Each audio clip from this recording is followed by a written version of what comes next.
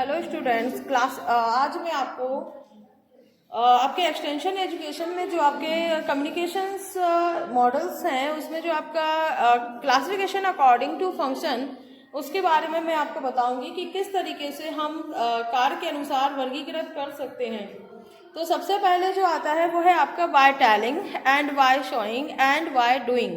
तो जैसे कि सबसे पहला जो आपका होता है बाय टेलिंग मीन कि किसी भी चीज को बताकर अपनी बात को दूसरों तक पहुंचाना। ठीक है, तो अपनी बात को किस तरीके से आप दूसरों तक पहुंचा सकते हैं तो उसको हम कार्य के अनुसार किस प्रकार से वर्गीकृत करते हैं वो इसमें बताया गया है। तो जो हमारा है प्रसार शिक्षण में कार्य संपादन के अनुसार भी शिक्षण पद्धतियों का जो है वर्गीकृत किया जाता है और लोगों तक प्रसार संदेश जो है बताकर या दिखाकर या करके किस तरीके से आप पहुंचा सकते हैं, तो ये इस तरीके का वर्गीकरण होता है। बाय टेलिंग मीन बता करके, किस तरीके से आप उन्हें बोल करके बता सकते हैं। तो सबसे पहला इसमें आता है farm and home visits. Farm and home visits why कि आप उनको खेत पर जाकर बता सकते हैं या उनके घर पर जाकर बता सकते हैं।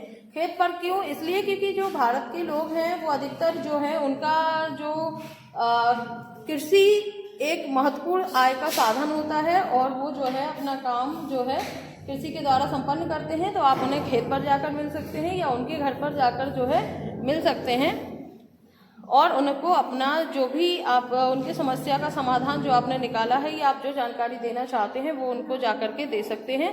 दूसरा है आपका पॉइंट लेक्चर या जिसको हम हिंदी में कहते हैं व्याख्यान। तो व्याख्यान के द्वारा भी आप किसी लेक्चर मीन कि आप एक ग्रुप है, एक समूह है जहाँ पर आप बात पहुँचाना चाहते हैं तो आप एक लेक्चर के माध्यम से भी जो है अपनी जानकारी उनको दे सकते हैं। थर्ड पॉइंट आपका आता है मीटिंग या कॉन्फ्रेंस। तो आप सभा या सम्मेलन जो आपका होता है तो सभाओं के माध्यम से और सम्मेलन के द्वारा भी या कॉन्फ्रेंस के माध्यम से भी आप अपनी जानकारी दूसरों तक पहुंचा सकते हैं। इसके बाद फोर्थ पॉइंट है आपका ऑडियो कैसेट्स, यानी किसी भी बात को आप ऑडियो में मीन श्रव्य जो कैसेट्स होती हैं उसमें अपनी जो जानकारी है वो आप भर के और लोगों को पहुंचा सकते हैं जिससे कि वो सुन करके उन चीज़ों को या उस जानकारी से वो अवगत हो सकते हैं। एंड फिफ्थ पॉइंट इज कि डिस्क का अर्थ होता है रिकॉर्ड्स। तो आप रिकॉर्ड के माध्यम से भी जो है जानकारी आप दे सकते हैं। इसके बाद सेकंड ऑप्शन या सेकंड जो है आपका बाय शोइंग होता है मीन किसी भी चीज़ को आप किस तरीके से दिखा करके अपनी जानकारी दे सकते हैं। तो जिसमें सबसे पहला है हमारा मेथड डेमोन्स्ट्रेशन मीन प्रणाली प्रदर्शन।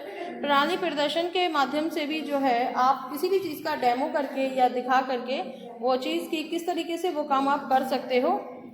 ये मेथड बहुत ही बेस्ट होता है किसी भी जानकारी को लोगों तक पहुंचा के, क्योंकि जब आप किसी चीज़ को करके दिखाते हैं तो वो चीज़ वो आराम से देख करके सीख सकता है और उस जानकारी का वो लाभ ले सकता है। दूसरा होता है रिजल्ट डेमोन्स्ट्रेशन मीन होता है आपका सेकंड की परिणाम प्रदर्शन। तो किसी चीज़ का आप रिजल्ट बताएं, जैसे कि जो पूर्व में जो शोध की जा चुकी है उस समस्या को लेकर के और उसका क्या परिणाम निकला है, उस परिणाम को जब आप दिखाते हैं डेमो करके तो उसका लोगों पर ज़्यादा इफेक्ट पड़ता है, क्योंकि सुन के शायद भूल जाए लेकिन करके जो दिखाया जाता है या जो वो करके देखते हैं वो लंबे समय तक याद होता है। And third point is exhibition.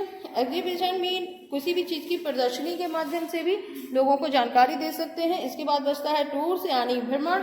तो भ्रमण के माध्यम से भी आप लोगों को जानकारी दे सकते हैं उस चीज़ के बारे में। And fifth point is printed materials mean होता है छपित या मुद्रित सामग्री। तो कोई जानकारी यदि आप देना चाहते हैं तो उसको न्यूज़पेपर वगैरह में आप उसे दे सकते हैं। न्यूज़पेपर में जब आप कोई चीज़ निकलवाते हैं तो उससे क्या होता है एक बड़े स्तर के समूह या ग्रुप को उस चीज़ का लाभ मिलता है, बेनिफिट होता है। तो इस वजह से आप प्रिंटेड मटेरियल्स को भी आप एक शोइंग या कह सकते हैं आप दिखा करके उस चीज़ को आप उन्हें बता सकते हैं और जानकारी से अवगत करा सकते हैं। एंड सिक्स पॉइंट इज कि इसका आता है पिक्चर्स, पोस्टर्स एंड चार्ट। तो इनके माध्यम से भी आप चार्ट पोस्टर, जो कि एक बहुत पुराना तरीका है और ये आज भी काफ़ी वैलिड है, इसके साथ साथ काफ़ी इफेक्ट करता है लोगों को जानकारी से अवगत होने में और काफ़ी सशक्त माध्यम है ये आपका जो पिक्चर्स, पोस्टर्स एंड चार्ट। इसके बाद seventh point is the motion and चलचित्र जिसको हम कह सकते हैं एंड स्लाइड्स। तो इनके माध्यम से भी स्लाइड एक के बाद एक करके आप स्लाइड के माध्यम से दिखा सकते हैं और बोल के उनको समझा सकते हैं, या इन चीज़ों को आप जो भी मटेरियल्स होता है प्रिंटेड मटेरियल्स में भी इंक्लूड करके इन चीज़ों का जो है आप यूज़ कर सकते हैं। एंड लास्ट जो आपका थर्ड है वो है बाय डूइंग, यानी कि करके दिखाना। पहले था दिखाकर, दूसरा है करके दिखाना, या उसको बहुत ही अच्छे तरीके से बताने का एक अच्छा तरीका है, माध्यम है। फर्स्ट जिसमें आता है डेमोन्स्ट्रेशन, मीन प्रदर्शन मीन किसी भी चीज़ को करके दिखाने में काफ़ी बेटर जो है सबसे जो अच्छा माना जाता है माध्यम वो यही है। कम्युनिकेशन मॉडल्स में आपका सबसे बेहतरीन जो है बाय डूइंग भी होता है। और चाइनीज़ में एक कहावत भी है कि आप शायद सुन के भूल जाते हैं, देख के भूल जाते हैं, लेकिन जो काम आप करके देखते हो वो आपके काफ़ी लंबे समय तक आपको याद होता है।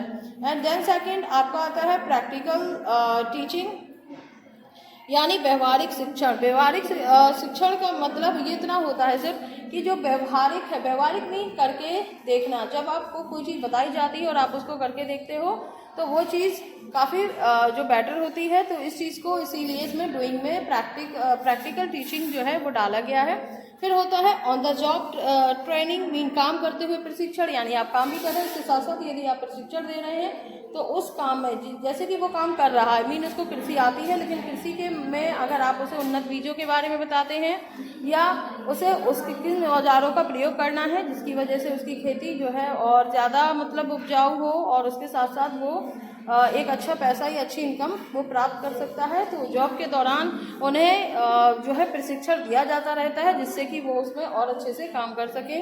इसके बाद आता है आपका गाइडेड एक्सपीरियंस, यानी नियंत्रित अनुभव। तो ये एक अच्छा जो है तरीका है, इसके माध्यम से भी जो है आप उन्हें जानकारी दे सकते हैं। और ये एक्सपीरियंस जो अनुभव होता है, अनुभव में बढ़ोतरी सिर्फ इसीलिए होती है क्योंकि वो करके देखी जाती है। And the last topic is a performance.